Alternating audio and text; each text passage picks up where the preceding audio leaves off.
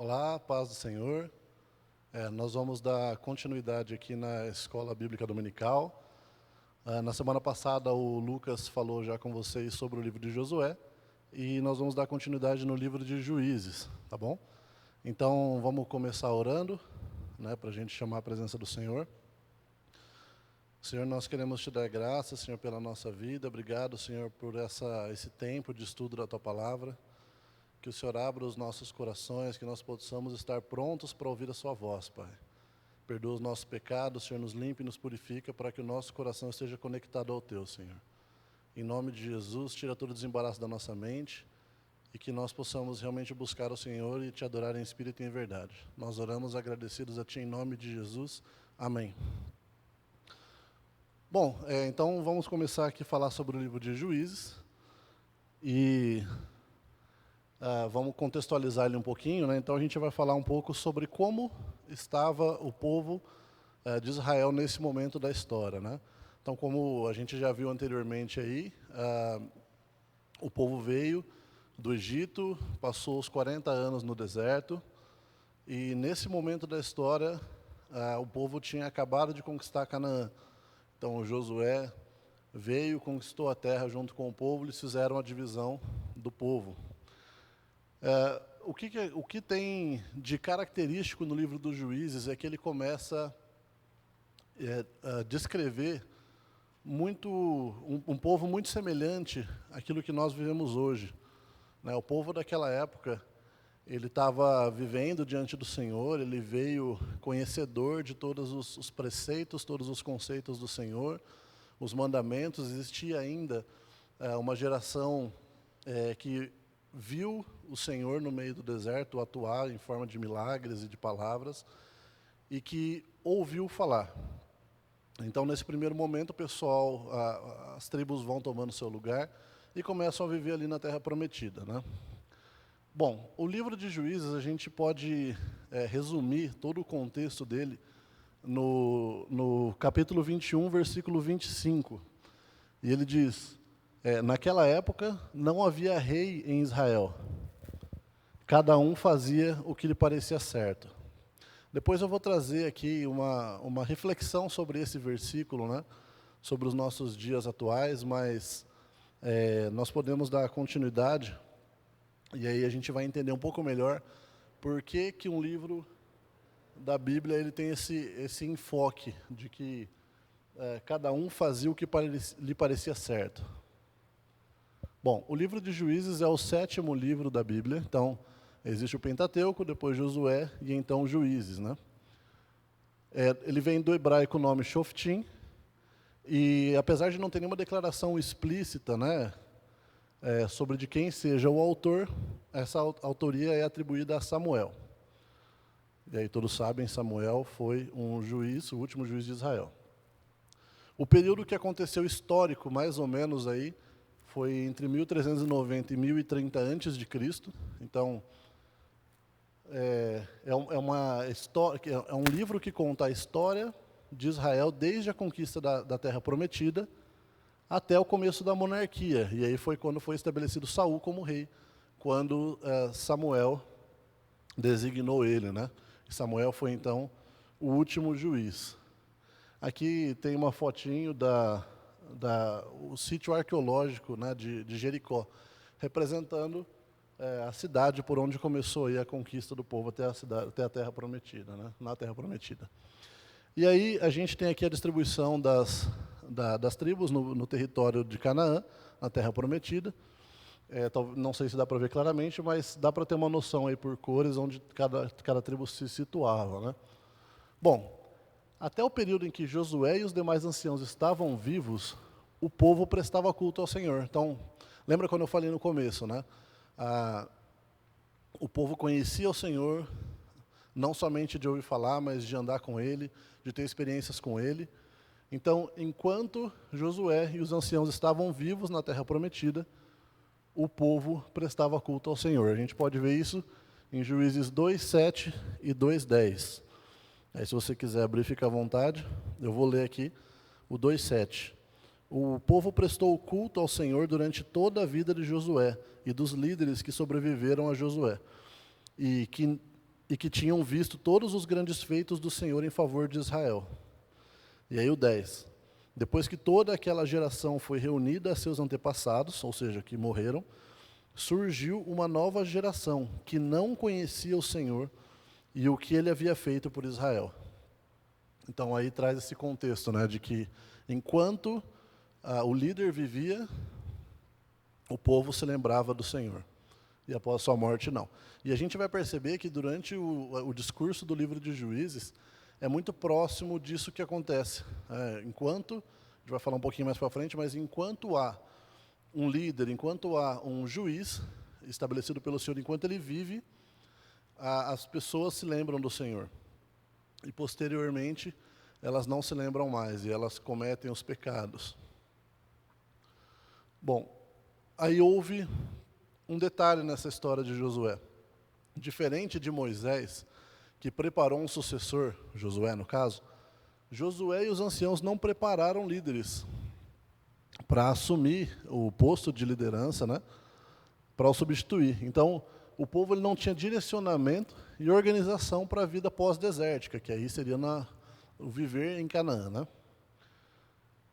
E aí começou um forte período de apostasia e prostituição espiritual. Então, está lá em Juízes 2, 11 e 13. Já sua Bíblia aberta, já pode continuar com a gente. Então, os israelitas fizeram o que o Senhor reprova e prestaram culto aos Baalins. Abandonaram o Senhor, o Deus dos seus antepassados, que os havia tirado do Egito, e seguiram e adoraram vários deuses dos povos ao seu redor, provocando a ira do Senhor. Abandonaram o Senhor e prestaram culto a Baal e a Astarote. Então o pessoal começou a se misturar com o povo que ali ainda habitava. Então aí aqui fala, né, devido a ciclos de desobediência, distanciamento do Senhor e arrependimento, o Senhor levanta líderes militares, então conhecidos como juízes, no meio do povo, para libertar o povo da opressão dos inimigos. Isso está lá no 14 ao 16. E ele fala lá, a ira do Senhor se acendeu contra Israel, e ele os entregou nas mãos de invasores que os saquearam. Ele os entregou aos inimigos ao seu redor, aos quais já não conseguiam resistir. Sempre que os israelitas saíam para a batalha, a mão do Senhor era contra eles para derrotá-los, conforme lhes havia advertido e jurado. Grande angústia os dominava. Então, o Senhor levantou juízes, que os libertaram das mãos daqueles que os atacavam. Esse ciclo vai ser muito percebido aí nesse tempo nosso aqui de conversa, tá? E chega a ser algo repetitivo e, ao mesmo tempo, reflexivo, porque a gente percebe que, por diversas vezes, nós fazemos como esse povo fazia. E aí, conforme a gente vai descrevendo, vocês vão percebendo isso. E o interessante é que o governo dos juízes ele não era hereditário, ou seja, o filho de Eude vira um líder de Israel, vira um juiz de Israel. Não, ele não era hereditário. Basicamente, funcionava esse tempo de juízes, esse tempo do juiz, né? Esse tempo de reverência do povo ao Senhor, de honra às leis do Senhor, funcionava enquanto esse juiz era vivo. E aí morria, e tudo aquilo de pecado, de prostituição espiritual, de desonra ao Senhor voltava a acontecer. E aí, com isso, a mão do Senhor se retirava do povo, assim como descreve aqui no texto. E aí o povo voltava a sentir aflições, a sentir angústias, e voltava a sofrer, às vezes corria risco de ser exterminado. E aí voltava-se ao Senhor novamente, pedia perdão, se arrependia. O Senhor ouvia com muita graça e misericórdia e levantava um líder, levantava um novo juiz, e aí destruía o exército inimigo e o povo vivia em paz por algum tempo. Tá bom? Então, no versículo 18 e 19, vocês podem dar uma olhada depois, que o governo dos juízes durava apenas enquanto eles estavam vivos. Bom, aqui tem um texto que fala, então, sobre essa questão da apostasia e prostituição espiritual. Então, aí, para quem não sabe, apostasia é o fato de você abandonar a fé, né? Virar as costas para o Senhor e desistir da fé. Então, É isso que acontecia com o povo de Israel. Eles desistiam do Senhor, eles abriam mão de servir ao Senhor para servir outros deuses. Então, olha a descrição que faz em Juízes 3, do 5 ao 7. Então, ele fala: os israelitas viviam entre os cananeus, os hititas, os amorreus, os ferezeus, os heveus e os jebuseus. Tomaram as filhas deles em casamento e deram suas filhas aos filhos deles, e prestaram culto aos deuses deles. Os israelitas fizeram o que o Senhor reprova, pois esqueceram-se do Senhor seu Deus, e prestavam culto aos Baalins e aos postes sagrados. Eu fico imaginando o Senhor que com tanto amor, com tanta graça e misericórdia, tirou o povo do Egito com mão forte, sustentou aquele povo com paciência, com misericórdia, com longanimidade, e suportou aquele povo durante 40 anos, para que a hora que o povo conquistasse aquilo que o Senhor tinha para eles, simplesmente o povo vira de costas e começa a servir outros deuses. E mais um paralelo, né? Por muitas vezes a gente faz isso. Deus faz tanto por nós, Deus abre tanto os nossos olhos, Deus nos permite tantas coisas na nossa vida que às vezes nós não valorizamos. E aí, quando vem alguma adversidade, alguma brecha que a gente dá na nossa convivência, a gente se esquece do Senhor e começa a praticar aquilo que não lhe agrada. E aí talvez a gente comece a praticar aquilo que fala lá no versículo que a gente citou aqui, ó. Cada um fazia o que lhe parecia certo. Isso me soa um pouco familiar com o mundo de hoje. Então, vamos lá, mais para frente a gente discute sobre isso. Vamos lá. Então, nesse ciclo aí que o povo de Israel se rebelou contra o Senhor, saiu da vontade do Senhor, o povo começou a ser oprimido. E aí, ele sofreu 8 anos de opressão pelo rei da Mesopotâmia, Cuxã-Risataim. Esse rei, então, oprimiu o povo de Israel, e o povo clamava ao Senhor, e o povo pedia para que o Senhor os libertasse. Então o Senhor levanta Otoniel. Esse foi o primeiro juiz de Israel. E aí o que a gente pode falar sobre Otoniel? Vocês vão perceber que alguns juízes são pouco mencionados na Bíblia. Eles mencionam um detalhe ou outro, e é mais ou menos isso que a gente vai fazer. Existem os juízes com um pouco mais de relevância bíblica, digamos assim, com um pouco mais de citações e versículos. Então, vocês vão perceber que alguns a gente fala mais, outros fala menos, e a gente obviamente segue o que está na palavra. Tá? Então, Otoniel, ele era irmão mais novo de Calebe. Entende-se até pelo período que a gente está falando, que é logo o início do povo em Canaã, que esse Calebe seja aquele Calebe, irmão de Josué. Desculpa, que junto com Josué se teve fé e aprovou a entrada do povo de Israel ali na terra prometida naquele momento que os 10 espias ficaram com medo e não quiseram entrar. Então Calebe e Josué, lembram que foram aqueles que entraram na terra prometida. Então Otoniel é o irmão mais novo de Calebe. E ele é levantado, e aí houve uma ação do Espírito do Senhor sobre ele, e ele liderou o povo na batalha. Isso está no versículo 10, vocês podem checar. E nessa batalha, então, Otoniel consegue libertar o povo de Israel, e isso gerou um período de paz de 40 anos. Tá? Uma coisa interessante que a gente vai perceber também, e com o passar dos juízes, que a gente vai mencionar, o povo, ou melhor, os juízes, eles começam a ficar cada vez mais corruptos e cada vez mais distantes do Senhor. Veja que interessante, os juízes, que deveriam ser os heróis, aqueles referência, exemplo, talvez mais próximos do Senhor. E isso é resultado de um povo cada vez mais distante do Senhor, cada vez mais corrupto, cada vez mais amoldado à circunvizinhança. E uma coisa interessante de mencionar, que é algo que aconteceu no começo da história, é que quando o povo de Israel entrou em Canaã, muitas regiões, o povo não exterminou da terra. E talvez isso seja um ponto-chave para a gente mencionar, porque a gente pode pensar assim, ok, o povo entrou, mas porque permitiu que outras pessoas entrassem e trouxessem a cultura deles e trouxessem a história deles e a crença deles para o meio do povo. Na verdade, tudo isso começou com uma desobediência do povo. Quando o povo entrou na terra, eles não exterminaram todos os povos que existiam ali. Eles fizeram alianças, eles permitiram trabalhar como escravos, eles conviveram com boa vizinhança.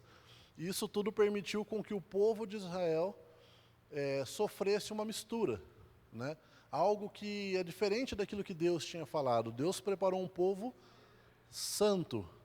E lembra, o que significa santo é separado. Então Deus quer e queria também naquele momento um povo separado, um povo único, exclusivo. E não foi, na verdade, a decisão do povo de Israel quando entrou na Terra Prometida. Eles se misturaram e isso tudo gerou essa brecha, né? Se é que assim a gente pode dizer, para os deslizes espirituais, morais e de conduta aí do povo de Israel nesse meio do caminho. Ok? Então, Otoniel aí, 40 anos de paz após a intervenção do Senhor através da vida dele. O segundo juiz é interessante, Eude. Esse juiz, ele mostra algo engraçado para a gente, como Deus usa, como Ele gosta de usar os improváveis, né? Então, por que eu estou falando isso? Na palavra ele descreve Eude simples assim, Eude era canhoto. E aí, é engraçado porque, o que tem a ver o canhoto, né? E na palavra o Senhor faz várias referências aí à questão da mão direita, da mão forte, da justiça, etc. Ele simbolizado no lado direito, na mão direita. Então, tem esse lance, mas também tem a questão do desembainhar da espada, né? Quando ele falava que a pessoa era um guerreiro, um batalhador, ele normalmente sabia empunhar a espada com a mão direita, e aí isso permitia a ele o manejo, etc., e ele colocava a espada na coxa esquerda, então ele fazia esse movimento, né, para tirar a espada, para guerrear. Então, quando ele falava que a pessoa era canhota, ele tinha alguma dificuldade em guerrear. Então, ele talvez não tivesse algum manejo. Alguns estudiosos chegam a citar que talvez ele tivesse até alguma deficiência na mão direita, né? A gente não consegue afirmar. Mas, enfim, então, por ser um canhoto, por não ser uma pessoa, teoricamente, na época, considerado apto para a guerra, Eude era improvável. E aí, o povo sofria com 18 anos de opressão do rei de Moabe, que é o rei Eglon. Ele fez aliança com os amonitas e com os amalequitas. Então, povos juntos, vizinhos ali, também se uniram para oprimir Israel naquele momento. E aí, foi interessante a história porque Eude, o povo de Israel tinha que pagar impostos ao rei, né? E aí, então, a pessoa ia lá, até o lugar que recebia impostos e dava o dinheiro para o rei. Colocava o dinheiro ali perto do rei. E com essa estratégia de pagar impostos ao rei, Eude foi direcionado para fazer ali naquele momento o ato de libertação. Então na palavra conta que ele amarrou uma espada de aproximadamente 45 centímetros na coxa direita dele. Então ele canhoto, ele faria um movimento assim, né? Escondeu, né? E foi lá entregar os seus impostos ao rei. E aí quando ele chega diante do rei, ele fala para o rei assim: rei, eu tenho um segredo do Senhor para falar para você. E aí o rei, muito curioso, mandou todos saírem da sala ali onde eles estavam, né? A gente não sabe se é a sala real e tal, mas ele mandou todo mundo sair. E ele ficou sozinho com o Eude. E conta, né, na Bíblia que o rei Eglon era um rei muito gordo, né? E aí quando... Vocês vão entender o que eu quero dizer agora, tá? E aí quando o Eude chegou até os ouvidos do rei para contar, ele puxou a espada da coxa direita, né? Um parênteses, né? O rei, quando percebe que ele é canhoto, não demonstra risco, né? Então ele fala, bom, esse cara aqui não tem crise, eu vou deixar ele sozinho comigo, que ele tem um segredo para me contar da parte de Deus, então eu vou permitir que ele fique sozinho comigo, porque eu não tenho risco com ele, porque ele é canhoto, ele não sabe empunhar uma espada. E aí, para para o azar do rei, o Eude vai contar o segredo, puxa a espada, chega perto e conta essa mensagem do Deus de Israel e enfia a espada na barriga do rei. E aí conta até na Bíblia, chega a ser engraçado, que fala que a espada ela entrou toda para dentro da barriga do rei e não ficou nada para fora. E aí Eude matou o rei. E aí quando ele tranca a porta onde estava o rei e sai vazado, né? Sai correndo. E aí os reis e os servos do rei veem que a porta está fechada, falam assim, bom, ele deve estar fazendo as necessidades dele no aposento especial dele. E aí deixam lá quieto, né? E nesse meio do caminho, Eude sai correndo para as montanhas e tal, lá de Efraim. E aí, quando percebem, batem de novo na porta e vê que o rei não sai. Os guardas do rei abrem a porta, vê que o rei está lá morto, e aí todo mundo entra em pânico. E nesse meio do caminho, Eude está nas montanhas de Efraim, gritando para o pessoal, vamos lá atacar porque o rei é morto. E aí, com isso, também consegue liderar o povo de Israel aí para a libertação. Então, isso foi um período de paz longo, foram 80 anos de paz após essa libertação promovida aí pelo Senhor através da vida de Eude. Tá bom? Sangar. Provavelmente esse Sangar era um cuidador de gado, né? E a gente vai entender por quê. E só uma coisa que eu gostaria de enfatizar. Entre cada um desses juízes que a gente já mencionou, e entre cada um dos juízes que a gente vai mencionar, acontecia a necessidade dele porque o povo se desviava dos caminhos do Senhor. Então, lá no primeiro,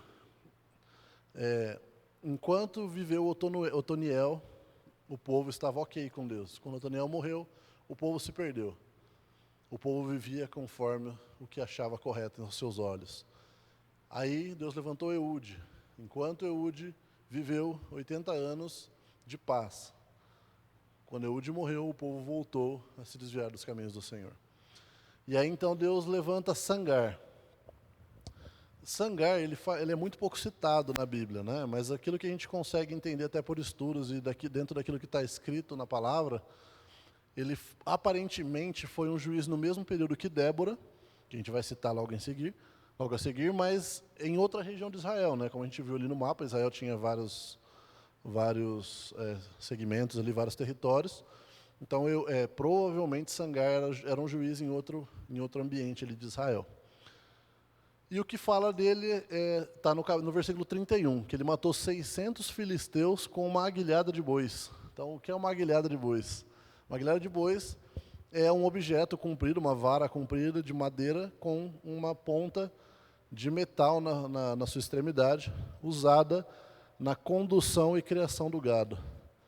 Então, eu imagino que esse cara talvez tenha sido alguém muito forte, muito hábil e muito experiente aí com essa aguilhada, ou aguilhão, né? E matou 600 filisteus. Isso, de alguma forma, gerou libertação para o povo naquele momento. Bom, aí surge Débora, tão conhecida Débora, né? Acho que muitos já ouviram falar na Débora. Débora, além de juíza, ela profetiza. E aí o significado do juíza dela não era somente por ser alguém que faz juízo para o povo de Israel, libertando, mas ela era juíza na essência de legislar dentro do povo, ou de corrigir rotas, ou de resolver conflitos do povo. Então ela ficava num determinado ambiente, as pessoas levavam os problemas, as questões do dia a dia, para que ela, com sabedoria, conseguisse aí dar o veredito, dar a palavra de sabedoria para que o pessoal pudesse andar no caminho correto e tomar a melhor decisão. A Débora está descrita ali entre o capítulo 4 e 5 de Juízes. Não sei se vai estar muito legível para vocês, mas eu vou ler e aí, conforme for interessante, a gente vai fazendo alguns comentários. Bom, como que Débora surgiu, né? Débora surgiu após 20 anos de opressão do rei Jabim e o seu comandante do exército, Sísera. E aí tinha um detalhe, né? Até então a gente não citou nenhum rei tão poderoso. E aí a gente vê o rei Jabim e o seu comandante com 900 carros de ferro. Lembre-se que Israel, nesse momento, não tinha muito tempo de de existência ou de vida ali naquele ambiente, e também o deserto não era um lugar muito fácil para se produzir instrumentos bélicos, né, que são pesados, enfim, depende de artifícios especiais, de produtos especiais, matérias-primas, etc. Então, o povo de Israel não tinha armamento bélico, por assim dizer, né, em comparação com 900 carros de ferro. Imagina que naquela época 900 carros de ferro atropelava tudo, né? Então, não tinha quem pudesse resistir ou desafiar. E como eu falei, Débora era juiz entre o povo para decidir questões sociais também. E aí, também naquele ambiente, existia um homem chamado Baraque. Baraque provavelmente era um homem de guerra importante ali dentro do povo de Israel. E aí Débora chama o Baraque para reunir 10.000 homens, a mando do Senhor, e estrategicamente forçar a ida da defesa do exército de Císera para que fosse atacado próximo do rio Quizon. Então, quer dizer, ela falou, tem uma estratégia do Senhor. Vai chamar 10.000 homens de guerra e leva eles para atacar Císera perto do rio Quizon.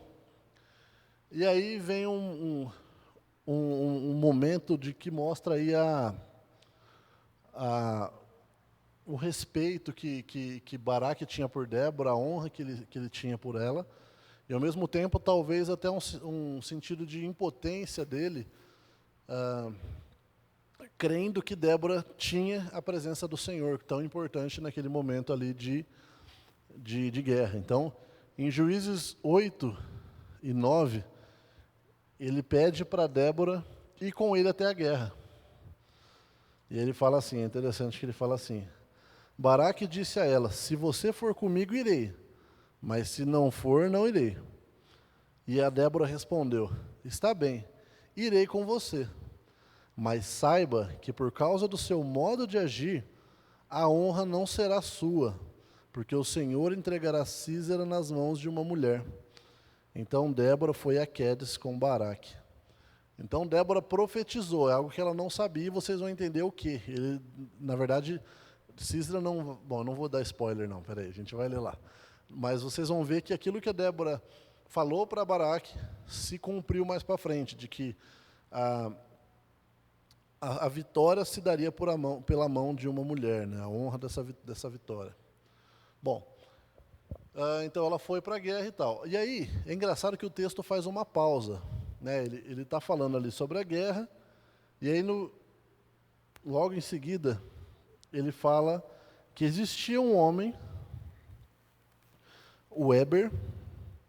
Ele fala assim, ora, Eber, o queneu, se havia separado dos outros queneus, descendentes de Obabe, sogro de Moisés, e tinha armado sua tenda junto ao carvalho de Zanim, perto de Quedes. E tipo assim, ele só fala isso do Eber. Então ele está falando ali da história de Débora conversando com Baraque, Débora dá essa profetiza aí, né, que Baraque, que quem vai ser honrado aí com a vitória sobre Císera vai ser uma mulher. E aparece na história aí. Bom, o Eber tinha uma tenda que era totalmente separada, tanto do povo de Israel quanto do exército de Císera. Só entende quando a gente lê até o final. Então aí, eu até coloquei ali, né, o queneu e sua esposa Jael são estrategicamente separados do povo. Estrategicamente não foi eles que criou essa estratégia, mas parece que foi algo de Deus, né? E a gente vai entender por quê. E aí o Senhor entregou o exército de Císera nas mãos de Baraque. Então, Baraque foi seguir a orientação da Débora, que falou, vai lá no rio e ataca esse cara pelo rio. E é engraçado porque no capítulo 4 não fala sobre isso, mas no capítulo 5 ele cita que foi, quer ver, no versículo 4 ele fala, quando saíste de Seir, ó Senhor, quando marchaste desde os campos de Edom, a terra estremeceu, os céus gotejaram e as nuvens despejaram água. Então, a gente percebe a estratégia do Senhor aí. O Císera tinha 900 carros de ferro ao seu favor. Como que um exército sem armas, aparentemente sem armas fortes, vamos falar assim, teria condição de enfrentar um exército desse? E aí o Senhor, com a sua sabedoria, infinita, ele fala, ó, vai e ataca esse cara perto do rio. Porque, conforme diz aqui no livro de Débora, no capítulo 5, onde fala do cântico de Débora, choveu, e choveu muito. E aí é muito provável que essa chuva inundou o rio e alagou aquela região, e os carros de guerra ou atolaram, enferrujaram, enfim. E aí isso impossibilitou e deixou Císera em desvantagem. Aí o povo foi lá e venceu essa batalha. E aí o Císera fugiu a pé, o comandante. E olha a coincidência aí, né, que a gente falou de Eber. Enquanto ele fugia a pé, ele encontrou essa tenda do Eber ali. E aí a Jael, que é a esposa do Eber, estava logo ali na porta da tenda. E a hora que ele viu o Císera, ela sabia quem era. E ela falou assim, entra aqui, senhor, eu escondo você. E aí ele falou, então me esconde, me dá de beber e tal. E ela deu um cantil para ele tomou. E aí quando ele dormiu, a Jael cravou uma estaca na sua têmpora. Então, ela matou o Císera. E aí vocês podem perguntar, nossa, mas como é que uma mulher tem manejo com a estaca e uma marreta, um martelo, enfim. Naquela época, quem tinha a responsabilidade de armar as tendas enquanto o povo seminômade, né, enfim, mudava o seu local de habitação, de permanência, as mulheres tinham responsabilidade de bater a estaca para instalar novamente as tendas. Então, Jael era uma mulher muito experiente já em montar tenda, em bater estaca, etc. Então, ela usou do que tinha na mão ali e matou Císera. E aí, após a queda do comandante, o exército de Israel derrotou o rei Jabim, porque daí ele já não tinha comandante, não tinha mais os 900 carros de guerra, de ferro, e derrotou o rei Jabim. E aí, após isso, o povo usufruiu de 40 anos de paz. E aí, o que aconteceu depois? O povo se desviou novamente. Percebe esse ciclo? Isso me remete um pouco ao que nós vivemos, né? Nós temos sido... Nós, seres humanos, de uma forma geral, né? Nós somos pecadores, nós somos destituídos da glória do Senhor, como fala na palavra, e nós somos necessitados de um justo juiz, mas que é eterno. Perceba que toda vez que o juiz morria, é nesse momento que o povo voltava a fazer as coisas erradas, a se desviar do Senhor. Então existia algo palpável, deveria existir algo palpável, que o povo se lembraria das obras do Senhor, que o povo se lembraria e ouviria da palavra do Senhor, do temor do Senhor, da lei do Senhor. E quando esse juiz, esse salvador temporário morria, parece que o povo se esquecia das coisas do Senhor. E aí eles se deixavam influenciar por aquilo que o povo ao seu redor, ou diria até misturado, fazia e passava para eles como algo a se fazer. Então, adorar outros deuses, fazer imagem de escultura, adorar poste ídolo e etc. Mas o Senhor sempre foi gracioso, sempre foi misericordioso e providenciou o escape. E esse paralelo que a gente pode fazer é que nós precisamos de um verdadeiro juiz, que é eterno, que não morre. Esse sim é infalível. Mas vamos lá. Vamos seguir aqui, que para a nossa aula de hoje a gente tem mais um juiz para a gente estudar hoje. Gideão. Esse também é outro que tem bastante relato sobre ele na Bíblia. E existe bastante pregação sobre Gideão também. Mas a partir de Gideão, a gente já começa a ver uma queda no comportamento dos juízes. Talvez antes tivesse, mas dessa vez ela é relatada com bastante clareza na palavra, mostrando como a busca pela glória para si mesmo, pode nos afastar do Senhor. Mas Gideão tem uma história muito bonita, uma história de coragem, uma história de fé, que poderia terminar bem, mas termina com a queda do povo. Nós vamos ver já já. Aliás, com Gideão, ele foi o primeiro juiz que durante a sua vida o povo se desviou. Lembra que eu falei que conforme o povo o juiz vivia, o povo estava ok. Quando o juiz morria, o povo se desviava. Com Gideão não foi assim. Gideão já foi um juiz que durante o seu período perto do Senhor foi uma bênção, libertou o povo, mas no final vocês vão ver que antes dele morrer mesmo, o povo se desviou. Bom, vamos lá. Então Gideão foi levantado pelo Senhor após 7 anos de opressão pelos midianitas. E aí a opressão era forte, porque o povo de Israel ele se escondia nas cavernas, nas montanhas, né? Os midianitas eles ficavam esperando a colheita, né? O povo plantar ali, o povo de Israel plantar as coisas, e quando estava crescendo, o povo midianita ia lá e destruía tudo. Destruía a plantação, destruía rebanho, e nada vivia em Israel. Então era muito forte. E então o Senhor levantou um profeta naquele momento, ele não cita o nome do profeta na palavra, está lá em Juízes 6, do 8 ao 10, ele diz assim: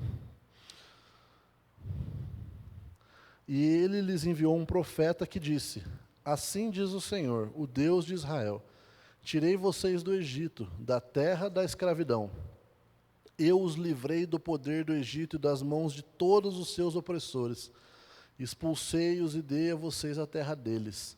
E também disse a vocês: Eu sou o Senhor, o seu Deus.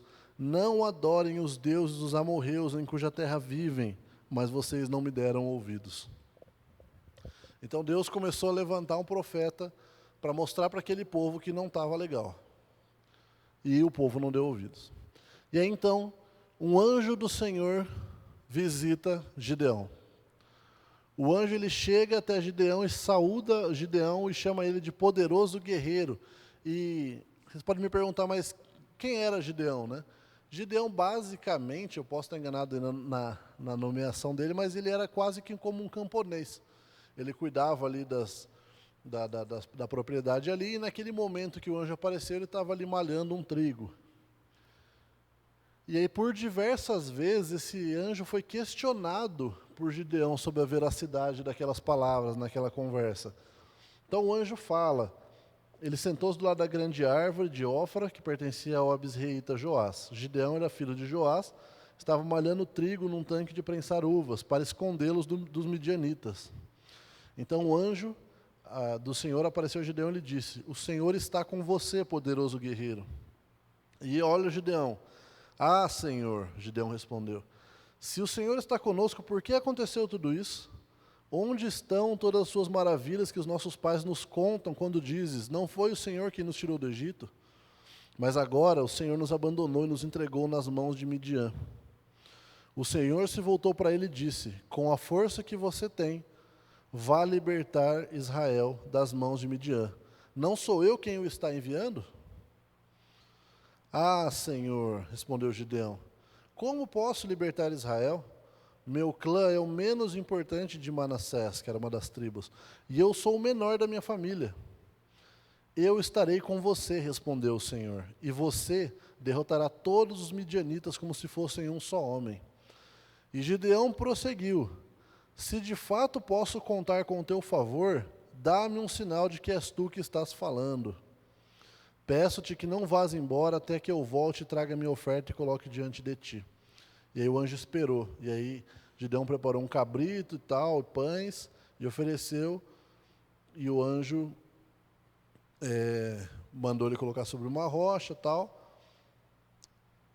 E aí o fogo subiu da rocha consumindo carne e os pães. E aí o anjo desapareceu. E aí quando Gideão percebeu que era o anjo, depois de toda essa conversa, ele falou de novo: Ah, Senhor soberano, vi o anjo do Senhor face a face. E disse-lhe, porém, o Senhor: Paz seja com você, não tenha medo, você não morrerá. Gideão construiu ali um altar em honra ao Senhor e lhe deu este nome: O Senhor é paz. Até hoje está em Ofra esse aí. Daquela mesma noite o Senhor lhe disse: Separe o segundo novilho do rebanho e tal. E aí Deus está falando para ele o seguinte: Ô Gideão, agora você vai fazer nessas condições um sacrifício para mim. Mas você vai fazer o sacrifício e vai destruir os postes ídolos. Você vai destruir o altar de Baal, e você vai destruir tudo aquilo que não me pertence da casa do seu pai. E na palavra fala que tudo isso estava dentro da casa do pai dele, né, do lugar que ele morava, né? E aí e ele foi lá e destruiu mesmo, ele fez o holocausto ao Senhor e ele destruiu tudo que não era do Senhor. E ele fala, né, quando os homens da cidade se levantaram, já estava demolido o altar de Baal, com um poste sagrado ao seu lado cortado, e aí o sacrifício do novilho também ao lado. E eles ficaram muito bravos e tal, e aí o pai do Gideão deu uma contornada, conseguiu ficar tranquilo, beleza. E aí, o Gideão, ele faz mais uma prova do Senhor. Ele fala assim, Senhor, se for para eu ir para essa guerra mesmo, aí o Senhor chama ele para a guerra, ele fala, se for para eu ir para essa guerra, vamos fazer me mostra, me dá um sinal, né? E aí ele fala, ó, eu vou colocar um novelo de lã ali no chão, e aí, hoje à noite, e amanhã, quando eu voltar, se o novelo estiver cheio de água, e ao redor dele, o chão ao redor dele estiver seco, ok, foi do Senhor. Se não tiver, eu sei que não foi o Senhor. Foi lá, chegou no dia seguinte, estava lá o novelo de lã bufando de água, e ao redor tudo seco. E aí, não contente, Gideão falou, Senhor, vamos ver mais um negócio aí? Se então o novelo estiver seco e o redor estiver curvalho amanhã, eu sei que é o Senhor, tá bom? Beleza. O Senhor foi lá e permitiu fazer isso. E aí, a gente pode fazer só um parênteses aqui nessa questão. Então, Gideão estava provando Deus, estava vendo se Deus é real e tal. Veja que existe uma diferença entre nós hoje e Gideão, várias diferenças, né? Mas uma diferença importante é que, na época, Gideão não conhecia Deus, ele não conhecia o Deus de Israel. Ele conhecia outros deuses, ele ouvia falar de outros deuses, e ele só ouvia falar do nosso Deus, de Javé, de ouvir falar. Ele não sabia a característica do nosso Deus, ele não sabia o poder que o nosso Deus tinha. Então ele queria realmente conhecer a esse Deus. Nós hoje conhecemos ao nosso Deus. Nós temos Bíblia, ele não tinha Bíblia. Nós temos, ainda que foi isso depois do Pentateuco, mas nós temos hoje a revelação de Jesus. Nós temos tantas coisas que mostram para nós a vinda do Espírito Santo, tantas coisas que mostram para nós aí quão grande é o nosso Deus, e nós realmente não devemos colocar o nosso Deus à prova.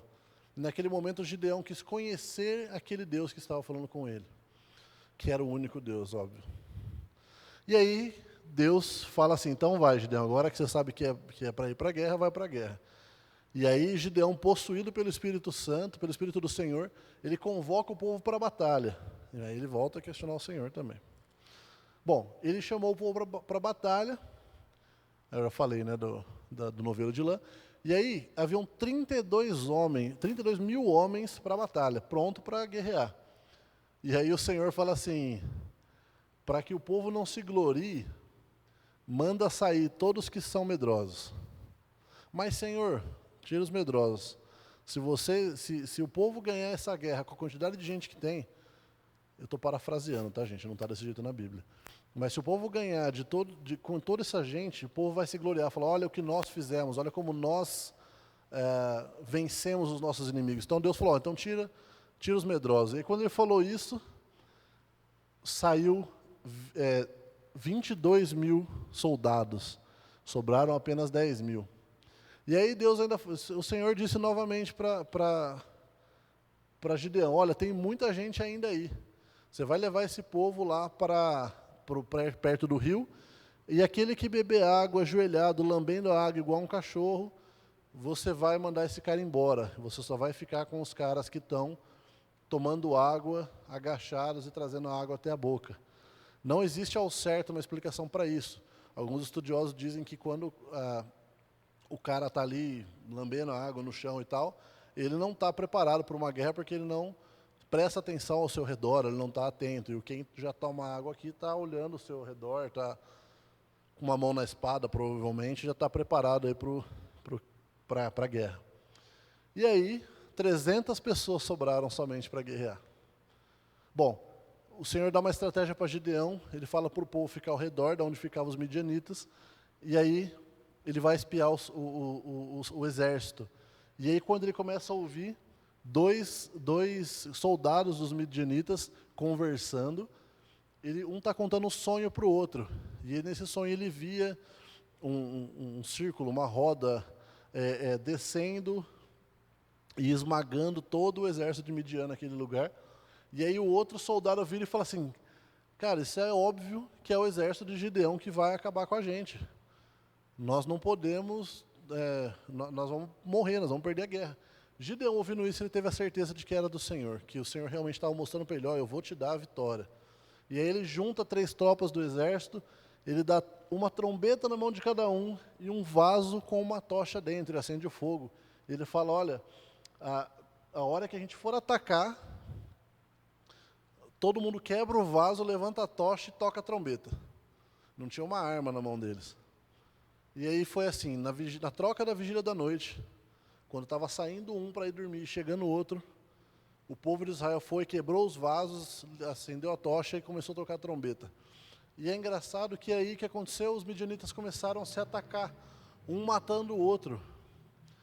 E aí a gente entende, mas por quê? Olha só a sabedoria de Deus mais uma vez, né? O cara estava saindo do turno de vigília, de vigia, né? E aí ele voltando, estava à noite, eles não tinham muito recurso de luz. Quando eles ouvem quebrar um monte de vaso, tocar trombeta e fogo ao redor, falam, pronto, o exército de Gideão está com milhares de pessoas, vão acabar com a gente. Eles veem o vigia voltando no escuro, são os soldados de Gideão e começam a se atacar o outro. E aí morreu um monte de gente, perseguiram os outros, conseguiram matar 2 dos reis. E aí eles foram perseguir mais 2 reis, Zeba e Zalmuna. E aí que começa a mudar um pouco o caráter de Gideão. O caráter de Gideão começa a ser colocado à prova nesse momento. Ele está cheio de si por causa dessa vitória. E aí ele chega na cidade de Sucote, enquanto ele persegue esses reis, Zeba e Zalmuna, e ele fala assim, viu, eu estou com o exército, nós estamos cansados, acabamos de ganhar aqui dos midianitas, dá um pouco de água, dá um pouco de alimento para a gente. Eles falam, não, vocês ainda não venceram o rei Zeba e o rei Zalmuna. Se a gente te der água e tal, e depois se esses caras aparecem, eles vão matar a gente, porque a gente está ajudando quem matou o povo dele. Vai embora. Gideão, ao invés de ter fé e falar assim, vamos ter fé no Senhor e tal, ele vira e fala, olha, por causa da atitude de vocês, nós vamos castigar vocês, tal, depois que eu vencer aquela guerra. E algo semelhante aconteceu em Peniel, também pediram sustento e Peniel não quis dar, e ele prometeu vingança. Ele falou, vou destruir todas essas muralhas aqui quando eu capturar esses reis. E aí, realmente, Gideão foi lá, matou os reis, e aí quando ele voltou, ele castigou o povo de Sucote e ele destruiu Peniel. E aí começou a demonstrar um caráter deturpado de Gideão. O orgulho subiu ao seu coração. E aí, para completar a história de Gideão, que ele já começou a cair a partir daí, depois quando ele volta da guerra, ele manda as pessoas darem despojos para ele. Fala, olha, me dá os brincos que vocês têm de ouro, que vocês pegaram do despojo dos midianitas, me dá aí tudo aquilo que vocês têm de ouro, que eu vou fazer um manto para mim. E ele manda fazer um manto sacerdotal de ouro, e esse manto se tornou idolatria para o povo. Lembra que eu falei? O povo caiu durante o tempo de Gideão. Gideão, infelizmente, por causa do orgulho que lhe subiu o coração, permitiu com que o povo de Israel caísse na idolatria. Então, infelizmente, houve essa mancha na história de Gideão. E, só terminando com uma reflexão, a gente viu bastante coisa hoje, vimos a parte da introdução, da contextualização, vimos aí 5 juízes, né? Lembro que Israel teve 15 juízes, perdão, e os últimos 2 foram Eli e Samuel, porém eles não são citados no livro de Juízes, então a gente vai até antes deles, tá bom? Mas, lembrando, gente, é para nossa reflexão, os juízes, esse livro de Juízes, ele demonstra a nossa necessidade, enquanto servos do Senhor, de não nos desviarmos dele. O verdadeiro juiz já foi enviado, Jesus foi enviado para nós, para que esse amor por Ele nunca acabe, para que a nossa devoção ao Senhor nunca acabe. O resultado de abandonar o Senhor, de se distanciar do Senhor, é a deturpação da palavra, a deturpação da nossa adoração. Tá bom? Mas é isso aí. Muito obrigado pela atenção. Que Deus abençoe o nosso dia e fiquem com Deus.